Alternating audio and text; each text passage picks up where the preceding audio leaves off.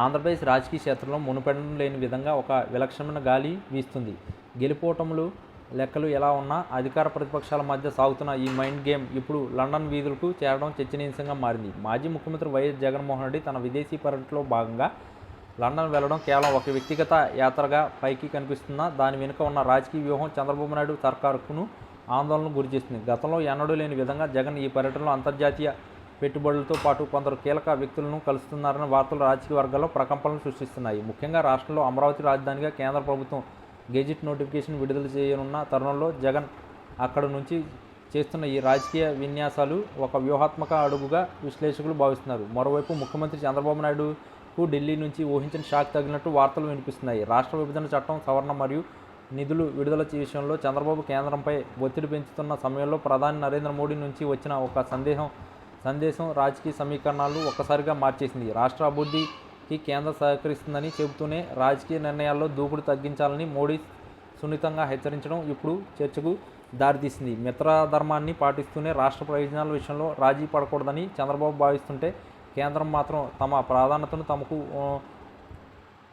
ఉన్నాయని స్పష్టం చేయడం తెలుగుదేశం పార్టీకి మింగుడు పట్టడం లేదు. మోడీ ఇచ్చిన ఈ వార్నింగ్ వెనుక ఉన్న అంతరార్థం ఏమిటనేది ఇప్పుడు అటు అమరావతిలో ఇటు ఢిల్లీలో హాట్ టాపిక్గా మారింది. జగన్ లండన్ పర్యటనలో ఉండి కూడా తన సోషల్ మీడియా సైన్యాన్ని మరియు పార్టీ శ్రేణులు నడిపిస్తున్న తీరు చూస్తుంటే చంద్రబాబుపై దాడిని ఆయన మరింత ఉధృతం చేశారని అర్థమవుతుంది.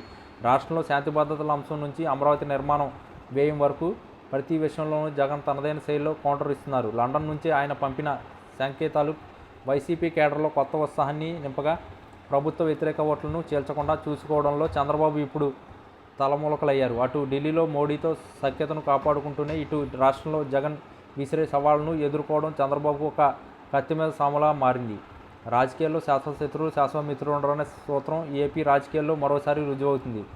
జగన్ విదేశాల్లో ఉండి కూడా రాష్ట్ర రాజకీయాలను శాసించగలడం ఆయన రాజకీయ చాతురతకు నిదర్శనమని అభిమానులు అంటుంటే అది కేవలం తప్పించుకునే ప్రయత్నం మాత్రమేనని ప్రత్యర్థులు విమర్శిస్తున్నారు.